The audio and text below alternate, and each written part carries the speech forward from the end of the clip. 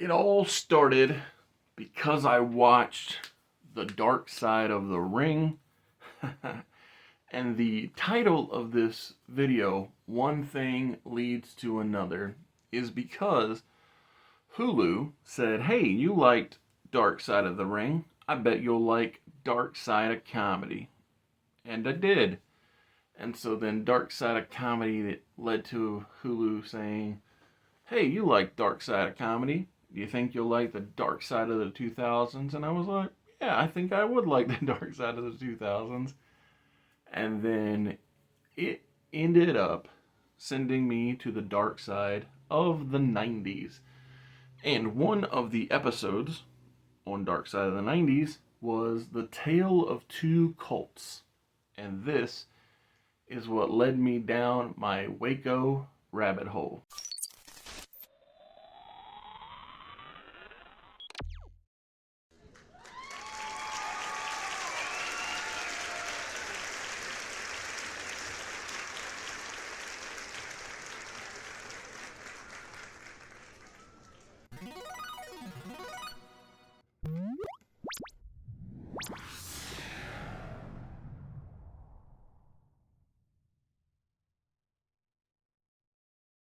Upon first starting The Tale of Two Cults from the Dark Side of the 90s, a line was stated which confused me slash made me stop watching the episode, which was calling the Branch Davidians a right-wing cult. And I was like, that just doesn't feel right to me.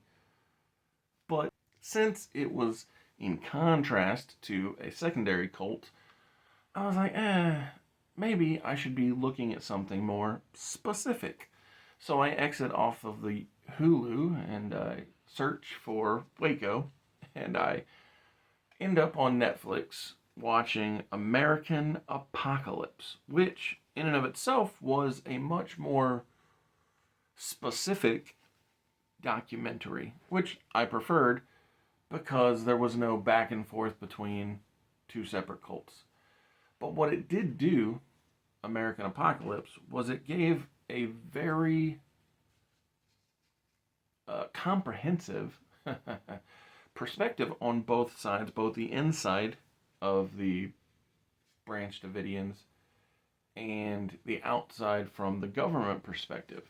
And that was one of the best parts of the documentary that I've both started and finished in one setting of American Apocalypse, a three-part documentary series, but not something that I started and then stopped like The Tale of Two Cults. I did go back and finish it after I watched all the episodes of American Apocalypse, but also after I watched two Showtime reenactments, actors playing the roles, one of which was called WACO, and the other one was called WACO Aftermath, both of which had Michael Shannon, the star, or the actor who played Zod in Man of Steel, and Dawn of Justice as Doomsday, although Zod's corpse turned into Doomsday. Don't recommend that, but I do highly recommend WACO and WACO Aftermath, although I do feel like the original was stronger than the follow-up, because although the follow-up had its own positivity, meaning it both followed through with a setup that started in the first and also reverted backwards to do some origin story things, because all throughout this one thing leads to another trip, I kept wondering, how is it that David Koresh was joined a group called the Branch Davidians, which then made me think that Davidian, as in David Koresh. I was like, that feels weird. And then in Aftermath, you realize that David Koresh took the name David Koresh, not that he was born with it, which made it all feel so much more making sense to me. and in the the aftermath, where we go backwards, we see that he originally kind of slept his way to the top of the Branch Davidian compound, and so much so that the son of the woman who was leading the Branch Davidians in Waco kicked him out due to his, I'm going to say, ego, and also his thinking so highly of himself that he should be running the show. And in the prequel part of the story, we see that there is an instance where David Koresh and the ones that followed him away from Waco find out that the time is right to head back and take over the compound. And it's just crazy to think that all of this chaos ensued while also seeing play out the idea that people who we saw get arrested after living through the original siege, we see that not only did they get arrested, they get prosecuted, they get locked up, but even after all of this, they still believed in David Koresh and the concept of the Branch Davidians message, if you will. And that was one of the most surprising aspects to me of this trip. Thank you for being here at Mr. Super Oz. This video is going out, and this channel only exists because I, Oz, founded Gamble Comics, which first release was Everlasting Survivors, a 68-page graphic novel called All Day Long, available now. Follow the link in the description that will take you to gamblecomics.com. While there, you can get hats, shirts, posters, much, much more, but most importantly, the story itself. Coming soon from Gamble Comics, BC Brute. Another thing that stood out was the quality of coverage in perspective. So David Thibodeau is both a talking head in American Apocalypse and one of the primary characters in Waco, the original Showtime show. And this is important because Koresh is seen, while yes, as a pivotal character, we don't really see things from his perspective per se. We see things more from David Thibodeau's perspective on the inside, and when the Waco Showtime show is happening, the original one, not the follow-up. And then we also get the FBI negotiator perspective, both in American Apocalypse and the Waco Showtime show, because the Waco show is based on two separate books, one by the negotiator and one by David Thibodeau. And I think that's why the season one, the first version of the show, is so strong, because the show follows both narratives, both on the inside and the outside. And the reason American Apocalypse narrative is so strong, the documentary, is because we continuously get both perspectives, both the Branch Davidians who lived and the FBI or government perspective of the people who were there.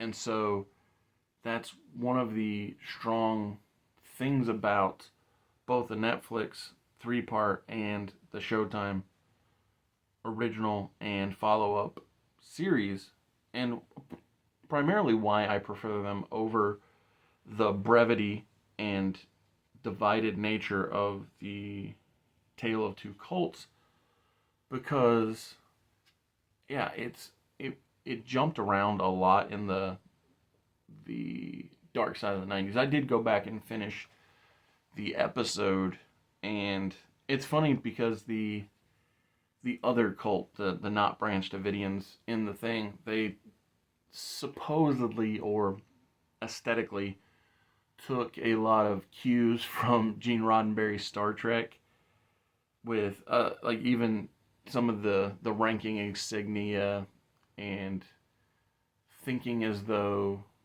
the answers were out in the stars. And man, that crew had such a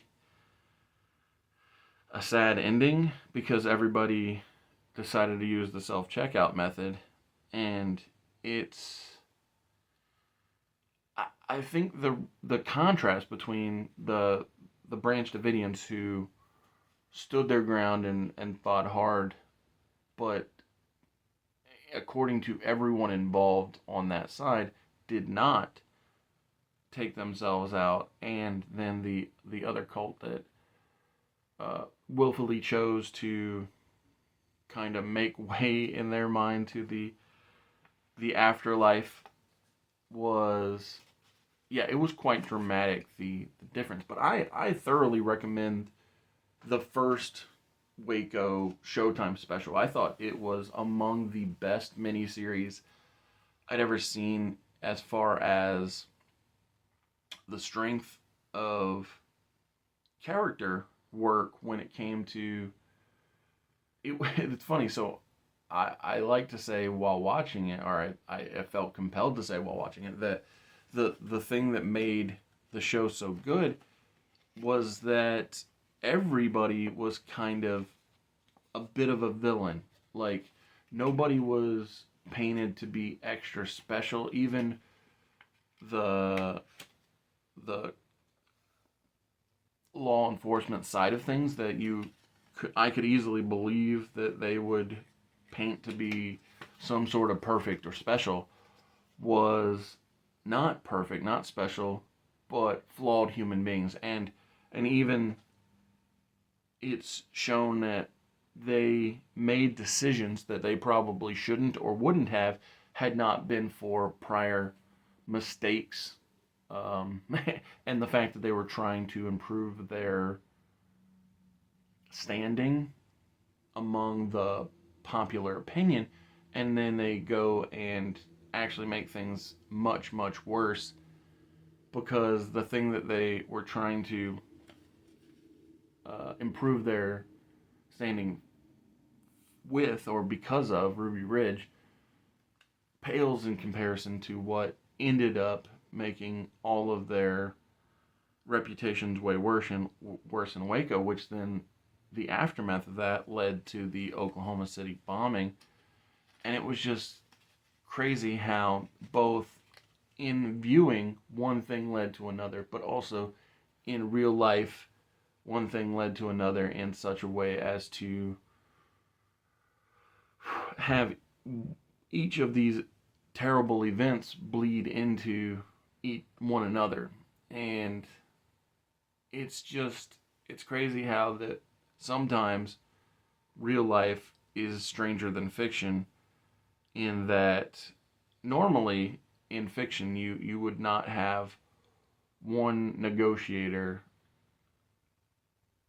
tied to three massive mistakes or terrible events, and yet here in the real world it was legitimately the way that it played out. And that is one of the reasons why I felt so compelled to keep following the narrative in these different perspectives, because it was just so shocking how each event led to another event that was in and of itself terrible. And I hope that down the line, if I continue this one thing leads to another, it is more positive, because often, and anybody who's been with the channel of some substantive amount of time will know that I already use that one thing leads to another approach. Like, if I know that I'm going to do a Street Fighter video game review, then I'll try to do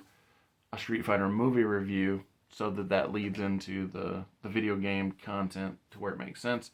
Same with Mortal Kombat, you know, do All or Nothing for the live action movies, do Animation Celebration for Mortal Kombat animated movies, because I know that I'm going to do a Mortal Kombat video game review. So, again, one thing leads to another.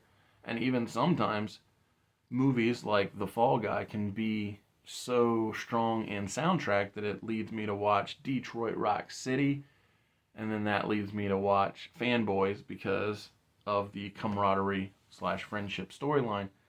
And so those ways of one thing leads to another are far more positive than this WACO one thing leads to another idea.